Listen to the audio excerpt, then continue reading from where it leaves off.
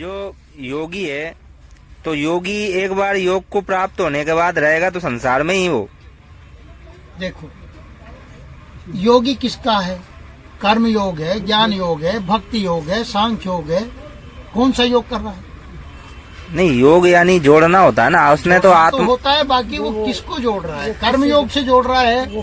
तो कर्म करने वाला योगी फल की इच्छा नहीं करेगा, कर्म करेगा। अच्छा, गीता में ज्ञान योगी है, वो कोई से नहीं, वो केवल शब्द में चलेगा और पूरा हो जाएगा।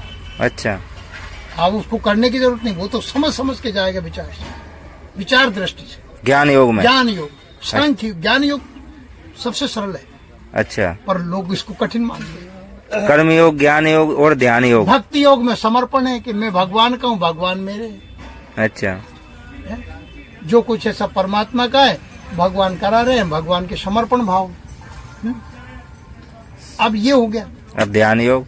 अब ध्यान योग जो कर रहा है, अब एक तो श्वास पे लगा रहा है सूरत को, ध्यान को, और एक ज्ञान में भी ध्यान हो रहा है, ज्ञानी भी ध्यान हो रहा है, क्योंकि वो अंदर से ध्यान करता है कि शब्द के द्वारा मुझे ये विकार कहाँ से आ रहा है, मेरी पकड़ कहाँ है। ध्यान उसका भी है। ऐसा कोई व्यक्ति नहीं है जो ध्यानी नहीं है। एक बच्चा भी ध्यानी है। ध्यान और ध्यान दो ही से नहीं आ रहा। हाँ, ध्यान एक वो बच्चे का माँ के मुंह में आंचल है और उसका एक आंचल पे ध्यान है, जो वो उसे कौन ने पढ़ा दिया भाई? उसे ध्यान कौन ने बता दिया? सही बात है?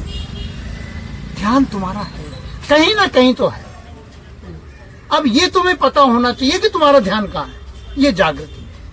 हाँ, प्रकृति में है कि आप ध्यान कहाँ कर रहे हैं, आपकी सुरत कहाँ जा रही है, आप देख किसको रहे हो, मन क्या हरकत कर रहा है, इसको जान नहीं पा रहे। आपने आंखों से देखा, कान से सुना, ध्यान किस आप रिमोट कंट्रोल दूसरे के हाथ में, तुम्हारे पास नहीं। तुम्हारा रिमोट तुम बनो। और फिर ये भी देखो ध्यान कौन कर रहा और ध्यान कौन कर रहा है?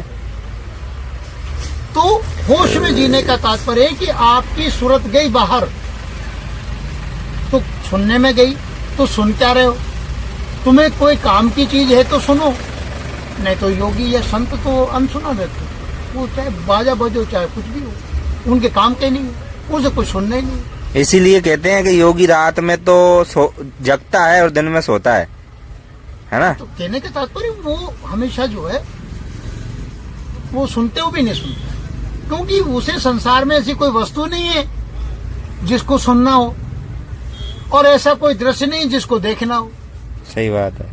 और ऐसी कोई वस्तु नहीं जिसको सूंघना हो, और ऐसी कोई खाने की इच्छा भी नहीं, उसको तो जो प्रारब्ध से मिल जाता है, शरीर का धर्म है, बाड़ा डाल दिया, उसमें भी नमक आ गया तो ठीक है, नहीं आया तो ठीक। हरिओम तत्सत। वो ये भी नहीं कहेगा कि ये हानिकारक है, ये लाभकारक है। वो तो अपने इष्ट को, अपने परमात्मा को अर्पण कर देगा। ये मन का भाव।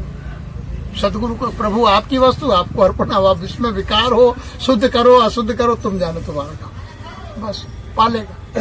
योगी और संत दोनों शब्द अलग अलग है। दोनों क्या अलग? योगी में और संत में दोनों में। दोनों में। योगी क्रिया करता है, संत क्रिया नहीं, संत कुछ नहीं करता। वो सहज में हो रहा है, वो परमात्मा की रजा में रजा रखता है। बस वो हो रहा है, वो तो शांत रहता, वो शांत रहता है अंदर से, जो प्रकृति में भी सहज में जो हो रहा है होने दे। संत यानी शांत हो गया हो। शांत। जिये तो मरे सोई लग पावे, सोई हंसा समर्पण पावे। मरे के समान। मरे के समान। उसको शरीर मुर्दा, शरीर जड़ है। अब ये शरीर तो तुम्हें चेतन लग रहा है, बाकी शरीर जड़ है। अब एक बात बताओ, शरीर क्या करेगा?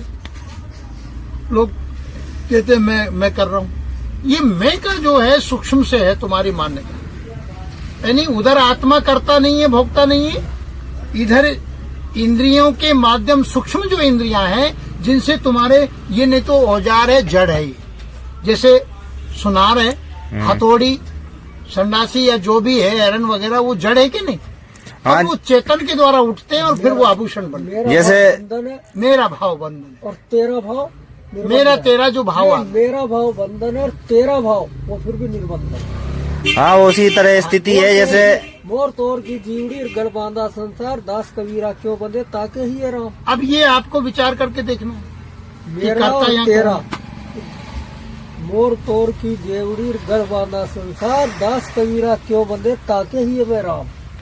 हाँ, ड्राइवर अलग जान है, लिया। ड्राइवर अलग है और बस अलग है। हाँ, जिसने राम को जान लिया। मन सुखी दुखी होता है, प्राण तुमको मतलब ऊर्जा देता है, उससे भोजन पचता है, भूख लगती है, प्यास लगती है, ये प्राण का धर्म है। ये सब प्रकृति का। तू एक आत्मा है, तेरा शरीर आत्मा का चैतन्य स्वरूप है।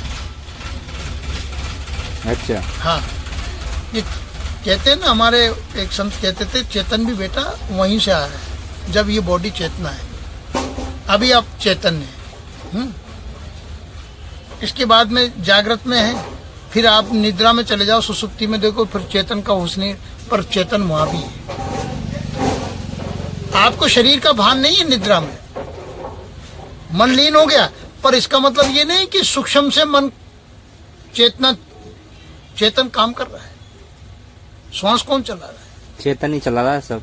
वो चेतन है, और आत्मा तो सर्वोपरि है ही सी, वो तो अखंड है ही वो सही, तो अखंड है ही सही। सर्वव्यापी है वो। पर वो यहाँ जो ये सोना जगना और निद्रा लेना, आहार लेना, ये सब किसका धर्म है? शरीर का। शरीर का। और किसके द्वारा? चेतन के द्वारा, चेतन के द्वारा हो रहा है। और ये तीनों जो है, इंद्रियां, मन और मतलब मस्तिष्क, जिसमें बुद्धि है, इस पे नियंत्रण हमारा होना चाहिए। पर हम सुखी दुखी होते हैं, हमारा मन पे नियंत्रण नहीं, इंद्रियों पर नहीं, और इंद्रिय से ऊपर मन, मन से ऊपर बुद्धि। ये बुद्धि हमें तर्क वितर्क में उलझाती है, अच्छा बुरा में। आत्मा पे ध्यान नहीं रहता हमेशा। हम तो कह रहे हैं आत्मा भी छोड़ो, तुम तो सुरती को पकड़ो। बोले तो एक ढाल को पकड़ के ही चढ़ा। तुम सुरत को शब्द में लगा दो, तुम्हारे ये सब न्यूट्रल हो जाएंगे। सूरत को शब्द में, सुर को कोई पकड़ना। सुरत को पकड़ो। सूरत स्मृति अगर तुम्हारी मन मतंग माने नहीं चले सुरत के संग, और सुरत बिचारी क्या करे जब अंकुश नहीं है संग, ये सब न्यूट्रल हो जाएंगे। इंद्रियां, मान, बुद्धि, चित्त कुछ नहीं रहेगा अगर सुरत समझ में आ जाए। सुर समझ में आ जाए तभी विवेक जगेगा, नहीं तो विवेक भी नहीं।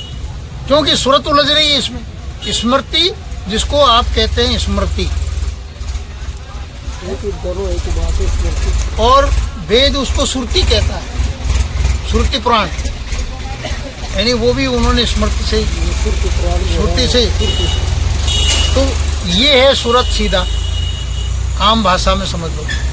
आपको सुरत आई यानी याद आई, भूख की, जब तक आपकी सुरत नहीं जाएगी, जब तक भूख की इच्छा नहीं होगी, पहले सुरती जाएगी। तो सूरत आत्मा की शक्ति है ना। हाँ, आत्मा की सुरत, बिल्कुल। तो सूरत समानी शब्द में ताई काल ना खाए हैं। हाँ, तो कौन सा शब्द जो अखंड है, जो ये अरे वो तो शब्द आत्मा सब जगह चल रहा है, वो एक ही आत्मा शब्द वही है। वो प्रवाची नाम है, वो सुरत शब्द, निरत, ये सब वही तीनों एक हो जाते हैं।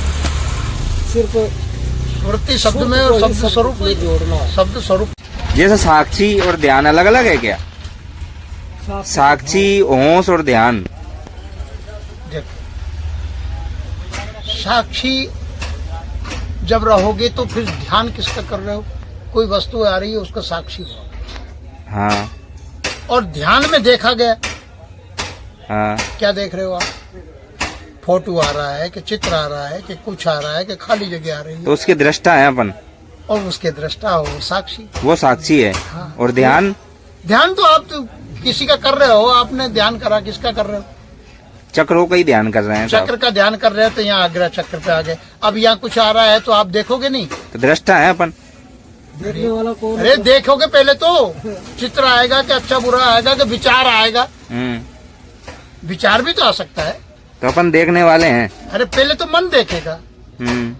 तो मन ध्यान कर रहा है, उस चित्र वो अटक रहा है मन। अच्छा, मन उस चित्र में या वो अच्छी बुरी फीलिंग कर रही है और बुद्धि में परिणित हो जाती है। आगे समझ।